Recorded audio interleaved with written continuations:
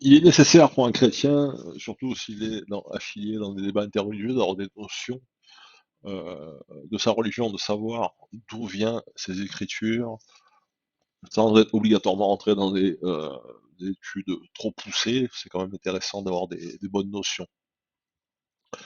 Le livre des chrétiens est bien sûr la Bible. Nous savons tous qu'il y a plusieurs sortes de Bibles, qu'il y a différents codex, qu'il y a plusieurs sources.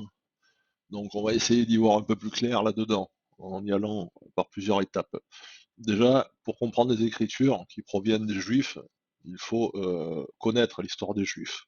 Donc le premier chapitre, ça va être juste après la destruction, la construction du temple de Salomon, la déportation des Juifs et leur retour euh, de cette déportation et la reconstruction du temple. C'est là que s'est passé l'ensemble des éléments qui ont permis de constituer un corpus biblique.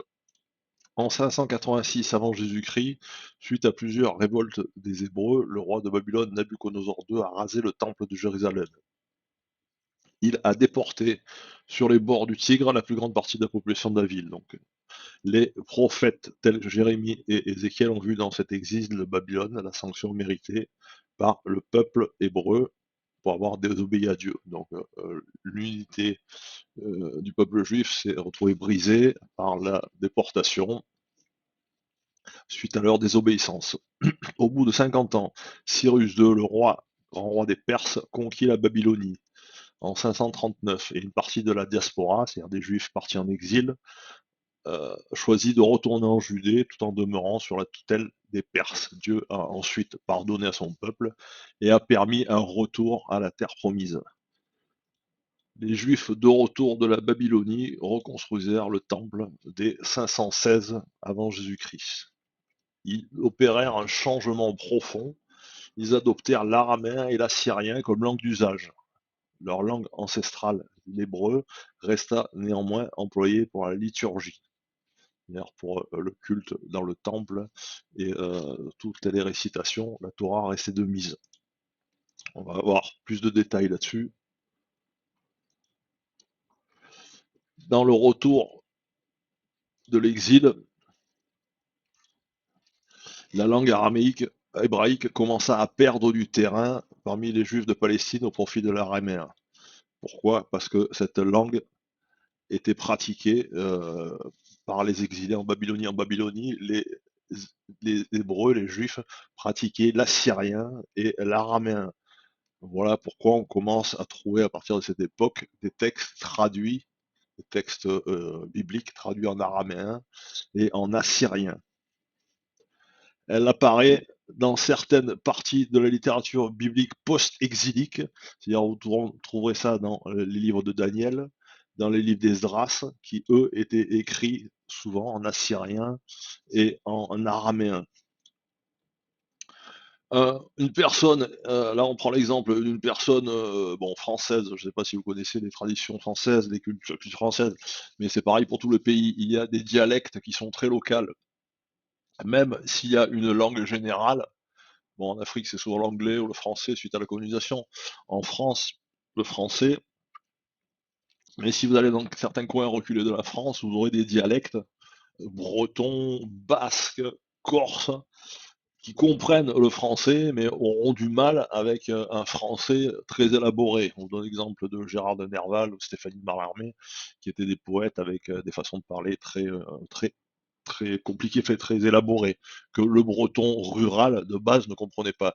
Tout ça pour faire comprendre que une personne qui étudie l'hébreu commence par traduire Jérémie Deutéronome, mais n'attaquera pas le livre de Job, ni le testament de Jacob dans la Genèse 49, celui de Moïse, euh, ou les livres de Daniel. Pourquoi? Parce que c'est écrit en araméen, assyrien, d'une façon très complexe, très dialectale. Donc voilà pourquoi on trouve certaines difficultés dans ces textes.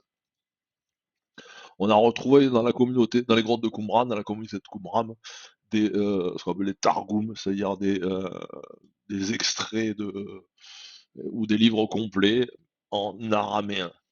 Voilà. Là, c'est les codex qui ont été désignés ainsi, donc les manuscrits qui ont été trouvés dans les grottes de Targum, le 11 QT de Job, le 4 QT de Lévitique, ça désigne, le numéro désigne le numéro de la grotte, et le reste c'est des qualificatifs pour vous dire donc le livre concerné, Job, Lévitique, et on vous donne certains éléments pour définir. Là c'est Targum.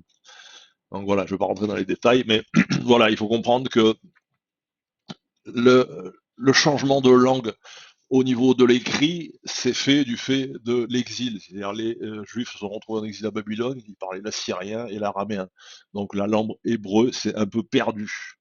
Voilà pourquoi on se retrouve maintenant avec on s'est retrouvé ensuite avec des livres dans cette langue. Vers 440 avant Jésus-Christ, en présence du gouverneur Néhémie et le sacrificateur Esdras, donc les deux qui ont été mandatés, envoyés par Dieu pour reconstruire Jérusalem et son temple, ont travaillé sur les 5 premiers livres de la Bible. On appelle la Torah. Certaines disent qu'il y en avait 6 à l'époque, ce qu'on appelle les Tzatök. Je vous donne quelques détails rapides là-dessus. Dans le livre Une critique historico dans une enquête historico-critique sur l'origine et la composition des Hexateuch, on dit que l'Hexateuch était l'ensemble des 6 livres bibliques constitués par la réunion des 5 livres, le Pentateuch et le livre de Josée. Donc il se peut qu'à l'époque, la Torah était non pas un Pentateuch, mais un Hexateuch, c'est-à-dire comprenant 6 livres. Voilà, c'est une petite parenthèse pour la culture générale. Donc voilà. Ensuite, il nous faut expliquer une dernière chose, le rôle d'Esdras dans cette reconstruction et dans la manifestation, dans l'écriture, dans l'édition de tous ces manuscrits. Esdras, donc, c'est la personne la plus importante de la période qui a suivi la destruction du premier temple. Il a été responsable de conduire le peuple en exil de Babylone à Jérusalem. Il est considéré par les rabbinistes l'équivalent de Moïse, presque. Pourquoi? Au départ, Esdras a été l'instigateur d'un grand changement majeur dans l'accessibilité de la Torah aux masses. C'est là ce qui nous intéresse, c'est qu'il y a eu une démocratisation des textes qui étaient auparavant entre les mains des savants. Là, à l'origine, la Torah était supposée être aux mains des érudits, qui étudiaient directement et qui la transmettaient ensuite aux masses.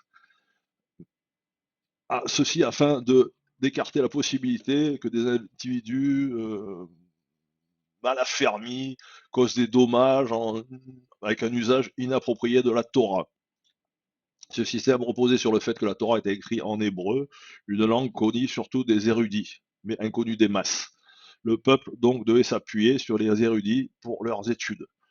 Esdras, donc appelé Ezra par les juifs rabbinistes, remarquèrent que ce système était devenu moins efficace avec la destruction du premier temple et l'exil des peuples juifs. Pourquoi? Parce que c'est ce qu'on disait tout à l'heure, ils ont perdu justement cette culture de l'hébreu. Ne parlant plus que araméen et assyrien, ils n'avaient plus accès en fait au texte de la Torah, et ce que les grands prêtres et les souverains sacrificateurs et les lévites, tout ça leur enseignait, ils ne comprenaient plus rien. Donc, depuis qu'ils étaient éparpillés, il était plus difficile pour eux de se rendre auprès des sages pour étudier la Torah. En plus, du fait de leur dispersion, donc les sages étaient dispersés, donc ils n'avaient plus accès ni au texte dans la langue originale, ni en plus n'avaient plus physiquement accès aux personnes qui enseignaient. À cause de ça, ils faisaient des grandes erreurs, ils faisaient des actions interdites lors du Shabbat, du fait de cette méconnaissance de l'Écriture. Donc Ezra réalisa ce risque, poussé par l'esprit prophétique qui était en lui. Donc il a décidé de démocratiser, de rendre la Torah accessible aux masses. C'est-à-dire, il a multiplié, en fait, il a fait traduire, il a traduit les textes de la Torah, donc en assyrien, en araméen, afin que la multitude ait accès à ces livres. Et c'est là ce qui nous intéresse. Donc, au départ, il y avait des manuscrits, essentiellement la Torah et certains livres, qui étaient gardés par le clergé, entre guillemets, juif.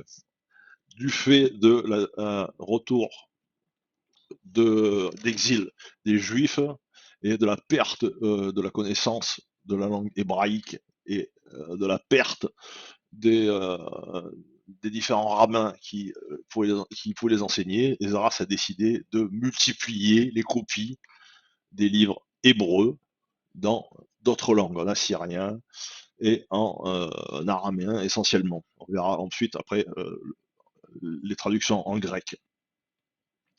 Il faut savoir que auparavant, Rabbin Gamaliel redoutait disait que seules des personnes de haut niveau pouvaient entrer au Bet Midrash, c'est-à-dire dans les institutions d'enseignement de la Torah.